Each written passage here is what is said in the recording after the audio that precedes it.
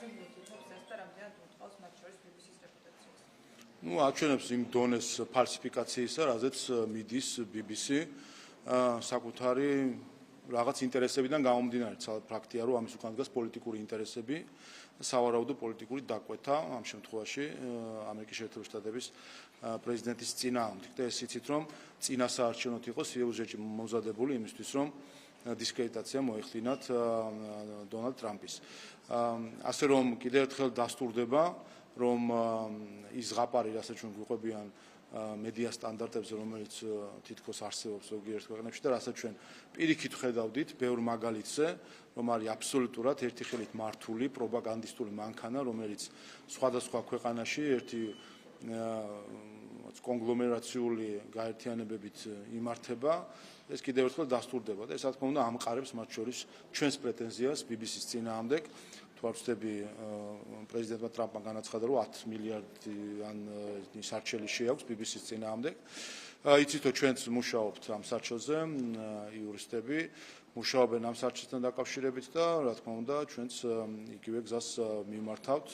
იცით, რომ არის შესაძლებლობა მარეგულირებელ კომისიაში გასაჩივრების და ყველა სამართლებრივ მექანიზმს იმისთვის, რომ ვამხილოთ BBC-ის ფალსიფიკაცია, ჩვენ გამოვიხსნით. კიდევ ერთხელ ეს იყო დასტურდება უკვე ამ გარემოებებით და მათ შორის ტრამპის საქმე ზუსტად ამის დასტურია, რომ ეს იყო ჰიბრიდული ოპერაცია საქართველოს წინააღმდეგ, რომელშიც პროპაგანდის იარაღად მონაწილეობდა BBC. იურისტები მუშაობენ, ვამზადებთ ამ სარჩელს, რა თქმა უნდა, ხამას ჭირდება მიმართვას ჭირდება მომზადება, მათ შორის სავარაუდოდ საჭირო იქნება ადგილობრივ, გულისხმობ ბრიტანეთში ქაური იურიდიული დახმარების გამოყენება, ვინაიდან წარმომადგენლობაც მნიშვნელოვანი არის, ასე რომ შევხედოთ, როგორც სამართლებრივად მუშაობთ ამ სტრასბურგის სასამართლოს გადაწყვეტილებაზე ვიკითხავთ, თუ შეიძლება სანქციებთან დაკავშირებით აქ საუბარი იყო უკრაინის სახელმწიფოს და ერთ-ერთ მომჩივან კომპანიაზე სანქციების დაკისრების შესახებ გადაწყვეტილების მიღებისას მტკიცებულების სტანდარტი თითქმის არ არსებობს. თქვენ როგორ ხედავთ ჩვენ ქვეყნის განმარტებით იმ სანქციებს? ხო, ეს ვფიქრობ, რომ არის ისტორიული გადაწყვეტილება ადამიანის უფლებათა ევროპული სასამართლოს სანქციებთან დაკავშირებით, სადაც უბრალოდ პირველ რიგში რომ უკრაინა იქნა ცნობილი კონვენციის დამრღვევად ერთ-ერთ საქმეზე, როდესაც მან იურიდიულ პირს დააკისრა სანქციები და ევროპულმა ადამიანის უფლებათა ევროპულმა სასამართლომ, სტრასბურგის სასამართლომ თქვა, რომ ასე ყოველგვარი მტკიცებულებების გარეშე, სასამართლო კონტროლის, შესაბამისი სასამართლო კონტროლის გარეშე სანქციების, ასე ვთქვათ, იარაღად გამოყენება არის ადამიანის უფლებათა ევროპული კონვენციის დარღვევა და გარდა იმისა, რომ იმსჯელა კონკრეტულად ამ საკითხზე უკრაინასთან დაკავშირებით, ზოგადი მსჯელობაც არის სანქციებთან დაკავშირებით და ეს არის სწორედ ისტორიული ამხრივ გადაწყვეტილება, როდესაც ფაქტობრივად ამხილა სტრასბურგის სასამართლომ, რომ სანქციები და ის ამბობს, რომ დეფინიციაც კი აღარ არსებობს, იმდენად აჭრელდა, ასე ვთქვათ, საერთაშორისო სცენა ამ სანქციებით სხვადასხვა ქვეყნების მხრიდან, რომ დეფინიციაც კი ახლა ზუსტად ვეღარ შეიძლება ითქვას თუ რა არის სანქცია, ის რაც ადრე იყო გაეროს უსაფრთხოების მშვიდობის საბჭოს პრეროგატივა, დღეს ის ქვეყნები, რომლებსაც სურთ რომ გაიადვილონ საქმე და პოლიტიკური იარაღად გამოიყენონ სანქციის ინსტრუმენტი, სასამართლოს გვერდისავლით, მტკიცებულების სტანდარტის გვერდისავლით, ადამიანის უფლებათა ევროპული კონვენციის სტანდარტის გვერდისავლით, ასე სახელისუფლებო დეკრეტებით ადამიანებს ფაქტობრივად უზღუდავენ საკუთრების უფლებას, აქრობენ საფინანსო სისტემიდან და ასე შემდეგ, ანუ არის სისხლის სამართლის სასჯელის შესაძლოთან შედარებითი ღონისძიება, რომელსაც ყოველგვარი სტანდარტის გარეშე იყენებენ და სხვათა შორის ეს გადაწყვეტილებაც არის იმისი დასტური, რომ გერმანიის და დიდი ბრიტანეთის მთავრობების გადაწყვეტილებები ეწინააღმდეგება ადამიანის უფლებათა ევროპულ კონვენციას და ეს გადაწყვეტილება არის იმის დასტური, რომ გერმანიის და დიდი ბრიტანეთის მთავრობები ადამიანის უფლებათა ევროპული კონვენციის დამღოები არიან. მასშტაბიან ამბიციასთან დაკავშირებით პრემიერ-მინისტრის ვიცე-პრემიერის მიცამეტების დაბოლოაზე არის საუბარი, რაც ნიშნავს, რომ არგუმენტებს აქვს საკუთარი თავის თაცმის უფლების საშუალება არ ქონდა კი ბატონო.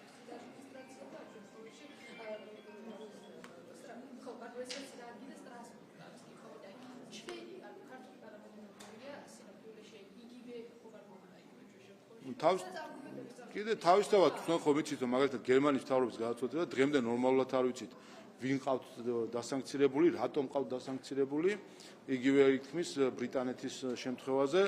მე ხა ესტონეთის და მსგავს სახუმარო სიტუაციებზე აღარც ვლაპარაკობ, მგონი ეს სასაცილოდაც აღარ ყოფნით, რასაც ესტონეთის საგარეო საქმეთა მინისტრი აკეთებს, მაგრამ ყოველ შემთხვევაში თავარი რაც არის სწორედ აი ამ სტრასბურგის გადაწყვეტილებაში არის ის, რომ არის მხილებული, რომ ეგრეთ წოდებული სანქციები დღეს არის სხვადასხვა მთავრობების მიერ გამოყენებული პოლიტიკური იარაღად იმისთვის, რომ გვერდი აუარონ სისხლის სამართლის პროცესს, თუ კი ვინმე რამეში დამნაშავე არის, მაშინ სისხლის სამართლის პროცესი უნდა იყოს და მტკიცებულებების სხვა სტანდარტი არის, სასამართლო კონტროლის სხვა სტანდარტი არის. დღეს ესე მთავრობის დეკრეტით ხდება და ესეც მნიშვნელოვანია, ხაზს უსვავს ეს გადაწყვეტილება, რომ ეს არის ინსტრუმენტი იმისთვის, რომ მოხდეს ადამიანის სტიგმატიზება როგორც საერთაშორისო დამნაშავისა, ისე რომ არანაირი მტკიცებულება არ აქვს. კიდევ ერთხელ ის რასაც ადრეს ჭირდებოდა გაერო უშუალობის საბჭო და ასე შემდეგ, დღეს აი 1,200,000-იანი ესტონეთის დონეზე არის დასული, როგორ ხასიათზე გაიგუძებს ესტონეთის საგარეო საქმეთა მინისტრი და ვინც აეწყნება და რა არა, იმის და მიხედვით. მე შეგახსენებთ ესტონეთის წყვილად არ ვამბობ. ესტონეთის საგარეო საქმეთა სამინისტრო არასასრულ პირებად გამოაცხადა საქართველოს პარლამენტის საგამოძიებო კომისიის ყველა წევრი. აი ესეთი მტრული ნაბიჯი, როდესაც გადაიდგმევა ესტონეთის მთავრობის მხრიდან ქართული ხალხის წინააღმდეგ, ეს საჩვენებს კიდევ ერთხელ, რომ ეს ინსტრუმენტი არასასრულ პირად გამოცხადებისა, სანქციების დაწესებისა არის ამ ჩვეულებრივ ამ ჩაანაცვლა რაღაც, რა ვიცი, სხვა ტიპის იარაღი და ვისაც იმისათვის რომ თავისი პოლიტიკური დღესდღეობით გაატაროს ხალხთან. აი საგამოძიებო. აი იქითაც გადავა. მოვა, ყველასთან.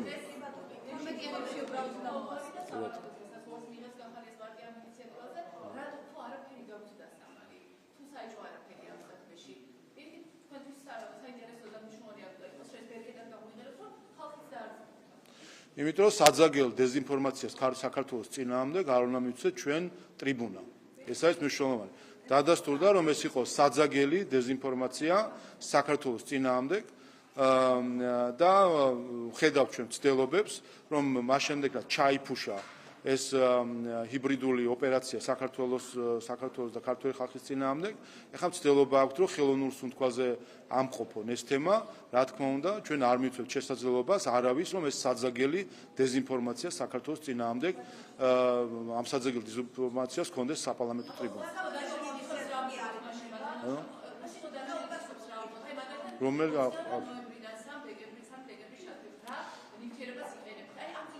ყველა კითხვას გაეცა პასუხი, ყველა კითხვას გაეცა პასუხი, თუ კი რაიმე ამაზეც გასა პრემიერ-მინისტრს გასა ამაზე პასუხი, ის საშუალებები რაც ითქვა, მხოლოდ ის საშუალებები იყო გამოყენებული მთლიანად ამ პერიოდის განმავლობაში. რაც შეეხება საკითხებს პრემიერ-მინისტრმა ცალსახად განაცხადა. ყველა კითხვას გაეცა ღია პასუხი, გამოძიება იყო სწრაფი, ეფექტიანი და გამჭვირვალე, თუ კი რელევანტურ საერთაშორისო რომელიმე ინსტიტუტს აქვს რაიმე კითხვა, საქართველოს ხელისუფლება მზად არის ნებიების მიერ საკითხზე პასუხი გასცეს.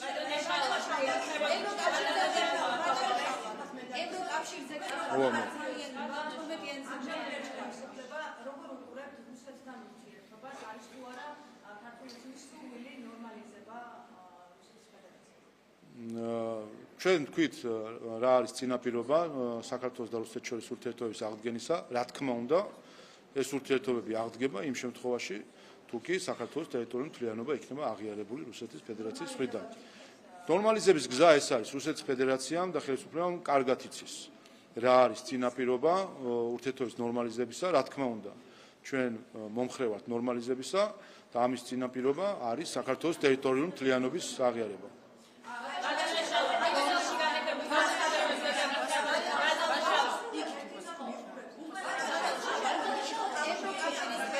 მოვალ.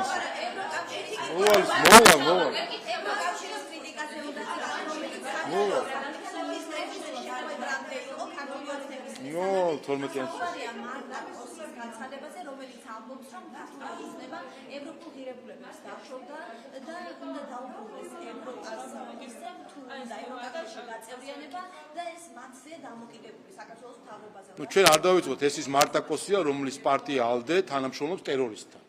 სანამ ALDE და ქალბატონი კოსი არ გაემიჯნებიან ტერორისტს, მანამდე მათი ყველა სიტყვა არის არასერიოზული. დღემდე ALDE არის პარტია, რომელიც თანამშრომლობს და რომლის თანამშრომლობს ტერორისტთან და რომლის თანამებრძოლიც არის ტერორისტი. ასე რომ, რა თქმა უნდა, როდესაც ჩვენ საქმე გვაქვს ევროკომისართან, რომელიც არის ტერორისტთან მოთანამშრომლე პარტიის წევრი, აქ ამას სერიოზულად ამ საკითხს ვერ განვიხილავთ. ეს ერთი. ეხლა მეორე. მე ერთი საკითხი მინდა გამოვყო და ეს იქნება მათ შორის ჩემს მიერ შემდეგი პერიოდში ხაზგასმული საკითხი. ერთი წითელი ხაზი, რომელიც ქართულმა ხალხმა კიდევ ერთხელ უნდა დავანახოთ ბრიუსელს, ეს არის მეურვეობითი დამოკიდებულების მცდელობა, რომელიც მათ აქვს საქართველოს მიმართ. და ქალბატონი კოსის განცხადებაშიც იყო, რომ საქართველოს ხელისუფლებამ უნდა უსმინოს ქართულ ხალხს. მე რამდენადაც ვიცი, ერთადერთი შემთხვევა, როდესაც ქალბატონი კოსი საქართველოში იმყოფებოდა, ჩვენ თავზე რო გადაგვიფრინა და სომხეთში და ბაქოში რო ჩავიდა. რამდენადაც ვიცი, ოფიციალურად ის ყოველ შემთხვევაში ნამყოფი არის საქართველოში, კერძო ვიზიტი თუ იყო, არ ვიცი საქართველოში. იმის თქმა მინდა, რომ წარმოდგენა არ აქვს საერთოდ ქალბატონ კოსს რა უნდა ქართულ ხალხს. გაგნებაში არ არის რა უნდა ქართულ ხალხს. როდესაც ბრიუსელის ბიუროკრატი თავს აძლევს იმის უფლებას, რომ ამგვარი მორალური პედესტალით და მეურვეობითი დამოკიდებულებით ისაუბროს ქართული ხალხის ხელისუფლებასთან, ეს არის ქართული ხალხის უპატივცემულობა, ჩვენი ნაკლები ხარისხის ადამიანებად ჩათვლა, რომ თითქოს ჩვენ ქართველებს არ შეგვიძლია ჩვენი თავის მართვა, ჩვენი ხელისუფლების არჩევა და ჩვენი ინტერესების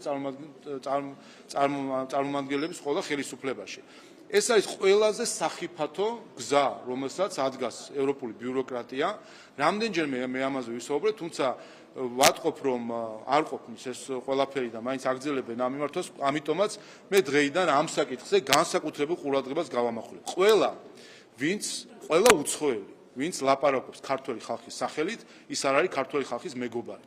ის არის ადამიანი, რომელიც ფიქრობს, რომ ქართული ხალხი მასზე ნაკლები არის რაღაცით. იმიტომ რომ საუბარი იმაზე, რომ საქართველოს ხელისუფლება, რომელიც აი ახლახან კიდე 2 თვის წინ, ხომ, ადგილობრივ თვითმმართველობის არჩევნებში, იმავე რაოდენობის ადამიანებმა, 1,100,000-მა, რომელსაც 2012-ში, 2020-ში, 2024-ში დაუჭირა მხარი ქართულ ოცნებას, იმავე რაოდენობის ხალხი გამოვიდა, მხარი დაუჭირა და რას ამბობს ქალბატონი კოცი, ეს ხალხი არ არის?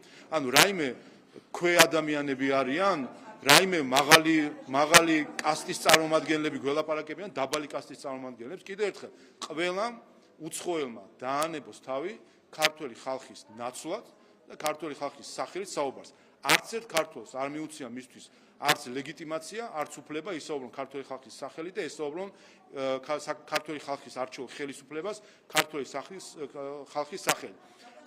ასე მოსაუბრე ევროპა სხვა ხალხებს რო ესაუბრებოდა მათი სახელით და ვფიქრობ მეურვეობითი დამოკიდებულება ჰქონდა, რომ მათ უკეთ იცოდნენ როგორი იყო მათი სხვა ხალხების ინტერესები, ასეთი ევროპა არსებობდა უბრალოდ 100 წლის წინ, 150 წლის წინ, 200 წლის წინ არსებობდა და აქეთ ნუ მიაქანებენ, იმდეს ნუ იზავენ, რომ საბჭოთა კავშირს გადაასწრონ და დაუბრუნდნენ იმ ევროპას, რომელიც სხვა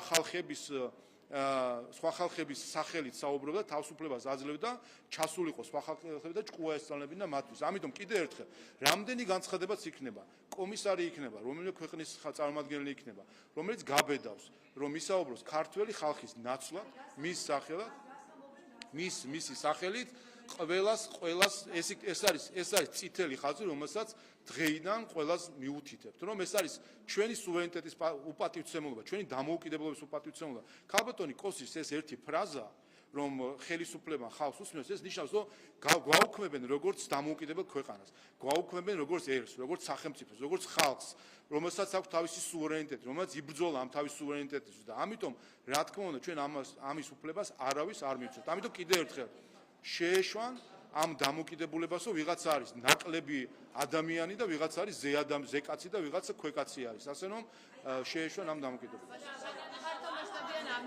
ამნისტიასთან დაკავშირებით ვის მართლა აკეთებს ჩვენს სუვერენიტეტს და ამბობს, რომ ნორმალიზებისთვის მზად არის, რომ მოსკოვში კარგად არის აღქმული და პრაგმატული ნაბიჯად არის აღქმული რა ტიპოგრაფიის მომზნა შხაბათში, ვლადიმერ პუტინთან ერთადერთი სივრცეში და ეს რაღაც პრაგმატულ პოლიტიკას ატარებს ქართულში, ჩვენ გვინდა ნორმალიზება.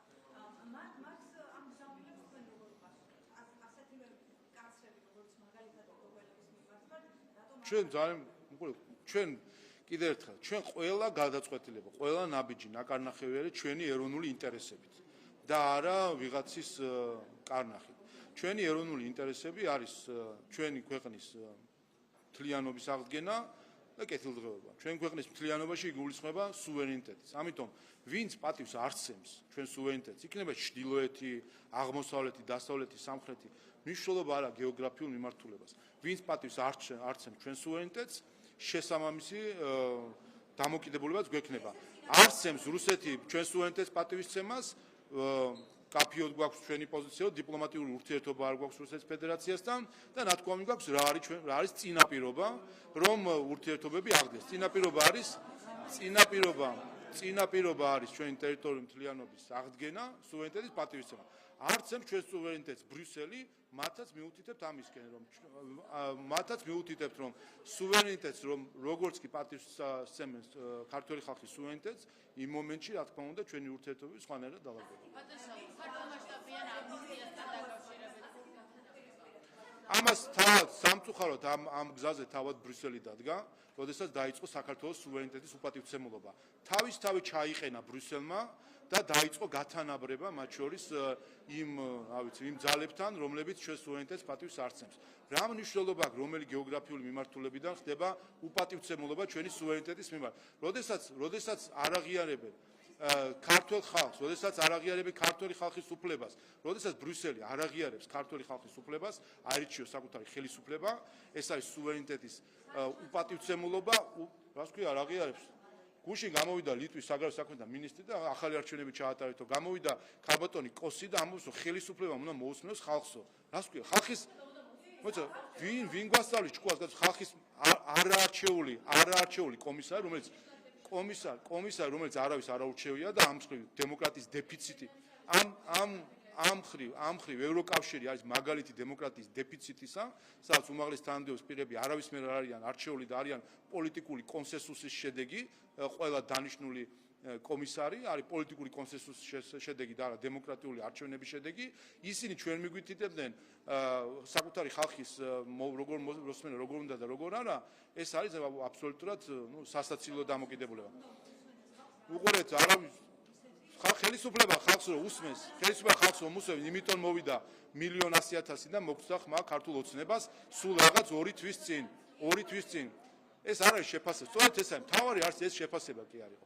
ეს არის არ არის, ეს არ არის არაფერი შეფასება. რა შეფასებაზე საუბრობთ? იმას, როდესაც ევროკავშირის ელჩი იყო პირდაპირ ჩარეული წინასაარჩევნო კამპანიაში. ეს იყო ოპერაცია საქართველოს დემოკრატიის წინააღმდეგ, რომლის მიზანი იყო ხელისუფლებაში მოეყვანათ ცალფეხზე მდგომი საკუთარი ინსტრუქციების მიმყოლი პოლიტიკური ძალები ხელისუფლებაში, ამისთვის ყველაფერზე უარი თქვეს, ყველანაირ დიპლომატიურ ეტიკეტზე უარი თქვეს, ყველანაირ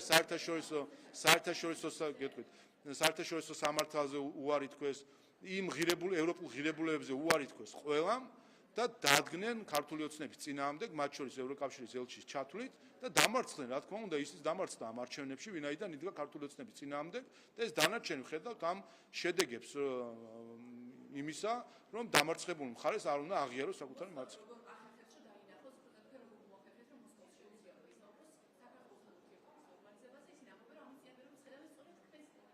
ჩვენთვის მნიშვნელოვანი არ აქვს რა საუბრობს მოსკოვი და რა საუბრობს ბრიუსელი.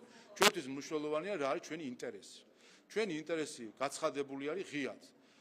რუსეთთან მიმართებაში ეს არის ტერიტორიული მთლიანობის პატივისცემა და ამის წინაპირობა არის სწორედ თავარი შედეგი თუ თავარი წინაპირობა არის დეოკუპაცია, ეს არის და ეს გაცხადებული გვაქვს ჩვენ.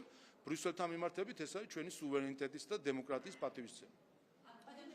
ფართომასშტაბიან ამნისტიასთან ჩვენი საზრუნავის სხვა ქვეყნების იმედები არ არის. ჩვენი საზრუნავია ჩვენი ხალხის იმედები და მათი ინტერესები. ფართო მასშტაბიან ამნისტიასთან დაკავშირებით გითხავთ, პრემიერ-მინისტრის ინიციატივით არის ეს კანონპროექტი შემუშავებული, დაჩქარებული წესით განიხილავს პარლამენტი, რომ გითხრათ მთავარი მიზანი რა არის სამყაროს. მათ შორის მიზანი არის, რომ გარკვეული შემსუბუქება მივცეთ ჩვენს მოქალაქეებს, თუ არ ვცდები 20,000-მდე ადამიანს შეიძლება შეეხოს ეს ამნისტია. აქედან გამომდინარე, მნიშვნელოვანი არის, რომ საქართველოს პარლამენტმა პრემიერის ინიციატივით პარლამენტმა უპასუხა პრემიერის ინიციატივას და დაინიცირდა ეს კანონპროექტი, რაც მნიშვნელოვანია იმისთვის, რომ ჩვენს მოქალაქეებს ზოგიერთ მათ შორის მნიშვნელოვანი იყო მართლმსმოწმობა, იმიტომ რომ მართლმსმოწმობა არ არის მხოლოდ რაღაც კერძო პირადი გადაადგილებისთვის საჭიროება, არამედ ზოგისთვის არის შემოსავლის წყარო იყო სატრანსპორტო საშუალებით სხვადასხვა საქმიანობის წარმოება, ასე რომ თუ სწორედ მახსოვს სტატისტიკა 20,000-მდე ადამიანს შეეხება დაახლოებით და აქედან გამომდინარე იქნება ჩვენი მოქალაქეებისთვის დიდი შემსუბუქება. თავისუფლად ამნისტია ყოველთვის ამნისტია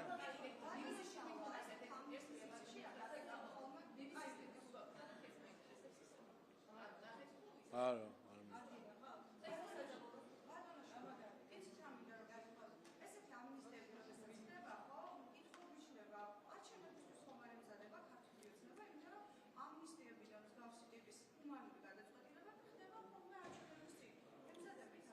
არა ჩვენ ვემზადებით ახალი წლისთვის.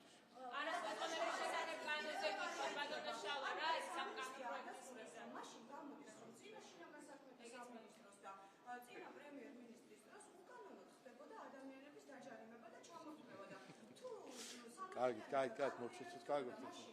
ამნისტია ხო, კარგით, ხა ამდენი ხანი საპარლამენტო ჟურნალისტი. რომელიც ნასვამ მდგომარეობაში მართავს ავტომობილს, რატომ უნდა შეეხოს მაშინ? განვიმარტოთ ამნისტია.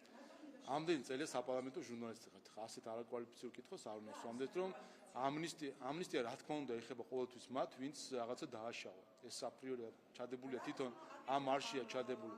ამნისტია არის ჰუმანური აქტი იმისთვის, რომ შესაძლოა ხდება გარკვეული მიმართულებით რაღაც რაოდენობები, მოქალაქეების რაოდენობას როცა ეხება, რომელსაც შეიძლება ეს იყოს დიდი ტვირთი, ის რა თქმა უნდა, როდესაც არის სხვადასხვა სახის სანქცია, ის სანქცია პირველივე დღეებიდან გარკვეულ ეფექტს ახდენს, მათ შორის როცა გასული აქვს გარკვეული პერიოდი, ასე რომ ეს არის დისკრეცია ხომ პარლამენტის, არა მხოლოდ ასეთ, არამედ სხვადასხვა დანაშაულების შემთხვევაშიც კი ამნისტია გამოცხადდეს იმისთვის, რომ შემსუბუქება იყოს ჩვენი მოქალაქეების.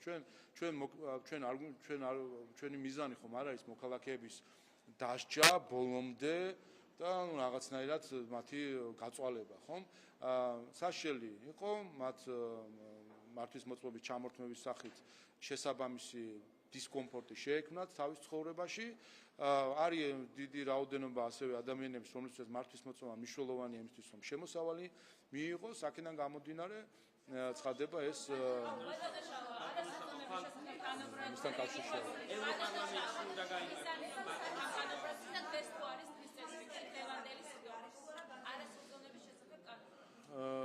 რომელს გულისხმობთ? ხო, მესამე მოსმენით. კი, მესამე მოსმენით იქნება და აქაც მნიშვნელოვანია, რომ ჩვენ არ მიცვეთ შესაძლებლობა თქვენიც თუ ასევე მკაცრდება არასრულწლოვანის ჩართვა დანაშაულში და მთლიანად ეს სისტემა, რომელიც ჩანს, რომ მართალია არა დიდი მასშტაბით, მაგრამ იმ რამდენიმე ათეული არასრულწლოვანით, რომელსაც ხედავთ ხოლმე სხვადასხვა საინფორმაციო გაშუქებისას, რომ დანაშაულს ჩადიან, ჩანს, რომ არის გარკვეული ორგანიზება ამის უკან, ინტერესი სრულწლოვნებისა, რომ ჩართონ არასრულწლოვნები და არასრულწლოვნები დანაშაულში, ამიტომ მნიშვნელოვანია როგორც თავად არასრულწლოვნებს პრევენცია არასრულწლოვნებთან, რომ მათ არ ჩაედიონ დანაშაული, ასევე განსაკუთრებული მკაცრი დასჯა სრულწლოვნების, რომლებიც ჩართავენ არასრულწლოვნებას დანაშაულში. ამიტომ ეს არის კომპლექსური გადაწყვეტა, რომელსაც დღეს და ხვალ სესიებზე პაკეტის სახით მივიღეთ. ქართული პოლიტიკა ნაციონალური მოძრაობის გარშემო ტრიალებს, ქართული ოცნება დღის წესრიგში ჩვენს კრიტიკაზე აგებს, ოპოზიცია კი იდენტობის აშენებას ცდილობს იმით, რომ ნაციები არ ვართო და ასევე გეგმებზეც საუბრობს და ამბობს, რომ შეძლებენ ხელისუფლების შესაძლებლად, ამიტომ გარე ზეწოლებზე უნდა გააკეთონ მთავარი აქცენტი, განცხადების ორივე ნაწილი რომ შეეხება. სრულად ვეთანხმები, რომ ოპოზიციური ფლანგი დღეს ნაციონალურ მოძრაობის გარშემო ტრიალებს, ეს ასე არის. და სწორედ ამაზე ვსაუბრობთ ჩვენ ყოველთვის, როდესაც ვამბობთ, რომ ეს არის თვალთმაქცობა, თითქოს არსებობს რაღაც სხვადასხვა პარტიები. სიამოვნებაში ეს არის ერთი დედა პარტია, ნაციონალური მოძრაობა, რომლის შვილები არიან ეს პატარ-პატარა პარტიები, რომლებიც მათ შორის ესეც გახლავთ ერთ-ერთი გარედან დადგმული სცენარი, რომ ამ დაყოფით თითქოს გაყოფით და განაწილებით შექმნან იმისი აღქმა, თითქოს არსებობს რაღაც ალტერნატივები ოპოზიციაში. სინამდვილეში არის ერთი დედა პარტია ნაციონალური მოძრაობა, რომელიც კვებავს ყველა სხვა პოლიტიკურ პარტიას თუ ამ ეგრეთ წოდებულ აქტივისტებს. და ამიტომაც არის რომ მიმართეთ ჩვენ საკონსტიტუციო სასამართლოს ნაციონალური მოძრაობის არაკონსტიტუციურად გამოცხადების სარჩელით, ვინაიდან ფაქტია, რომ მანამ სანამ ნაციონალური მოძრაობა არსებობს, მანამდე ჩვენ ვხედავთ, რომ ეს არის ესკალაციის, დემოკრატიისთვის ძირის გამოთვლის და საქართველოს სუვერენიტეტის უცხოსთვის ჩაბარების ინსტრუმენტი, რომელსაც რა თქმა უნდა არ აქვს ადგილი დემოკრატიულ სისტემაში. ევროპარლამენტის ხმა უნდა გაიგოს. ამას ვერ შევძლებთ და გარე ზეწოლაზე უნდა ვიყოთ ორიენტირებული ხელისუფლების შესაძლებლად. მათ შორის თქვენ იცით, რომ ბრალდება აქვს ადგენილი რამდენიმე პოლიტიკოს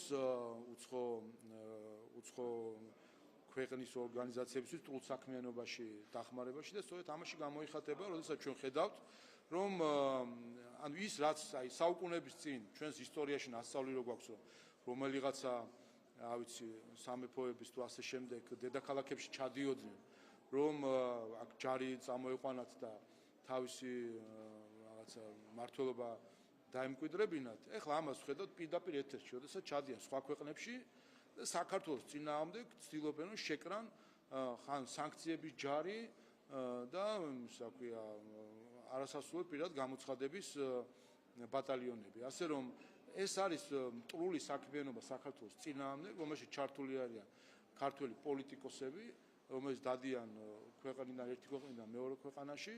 რა თქმა უნდა, არ აქვთ არანაირი ამას იმიტომ აკეთებენ, რომ მხარდაჭერა არ აქვთ ქართულ ხალხში და უნდათ რომ გარედან თავდასხმით საქართველოს დამოუკიდებლობაზე თავდასხმით რაღაცნაირად მოიპოვონ პოლიტიკური გავლენა. ბატონო, ხვალ ევროპარლამენტში უნდა გაიმართოს დებატები საქართველოს შესახებ.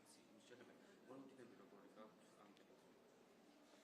რა მოლოდინი უნდა გქონდეს იმ ევროპარლამენტისგან, რომელიც მიხეილ სააკაშვილის იმ პარლამენტის იმ ჯგუფისგან, რომელიც მიხეილ სააკაშვილს დემოკრატად აღმერთებს. ეს არიან ღირებულება დაკარგული პოლიტიკური ჯგუფები, რომლებიც უფრო მეტად და მეტად ემსგავსებიან საბჭოთა კავშირის უმაღლეს საბჭოს. და ბოლო კითხვას ასაგისვამთ ანტიკორუფციული ბიუროს გაუქმებას და აუდიტის სამსახურს უერთდება. რამდენად ეფექტიანი იქნება ეს შეერთება და მნიშვნელოვანია ხაზი გაუსვათ, რომ სტატუსი მაღლდება იმ ინსტრუმენტების იმ ანტიკორუფციული ინსტრუმენტების გამოყენებისა, რაც აქამდე იყო, როდესაც ის გადადის კონსტიტუციურ ორგანოში, აუდიტის სამსახურში, შესაბამისად უფრო მაღალი კონსტიტუციური სტატუსის ინსტიტუტში იქნება ეს პროცედურები თავმოყრილი. თავის მხრივ ეხლა არაფერს განსაკუთრებულად ამ მხრივ მხოლოდ თუ გააუმჯობესებს, ვინაიდან კიდევ ერთხელ აქ წარმოდგენა იყო თითქოს ანტიკორუფციული ბიურო იყო რაღაც საგამოძიებო სამსახური, რაც არ ყოფილა, რაც შეეხება იმ ფუნქციებს, რომელიც მას ჰქონდა, მას თავისთავად აუდიტის სამსახური გაართმევს თავს ერთის მხრიდან და გარდა ამისა არის კიდევ ერთხელ სტატუსის აწევა და უფრო მაღალ კონსტიტუციურ ორგანოზე აყვანა, განსაკუთრებით ეს ეხება მათ შორის პერსონალურ მონაცემების დაცვას, რომელიც ამ დღეებშიც იყო თემა, რომელიც ეხლა უკვე კონსტიტუციური ორგანოს მეთვალყურეობის ქვეშ იქნება.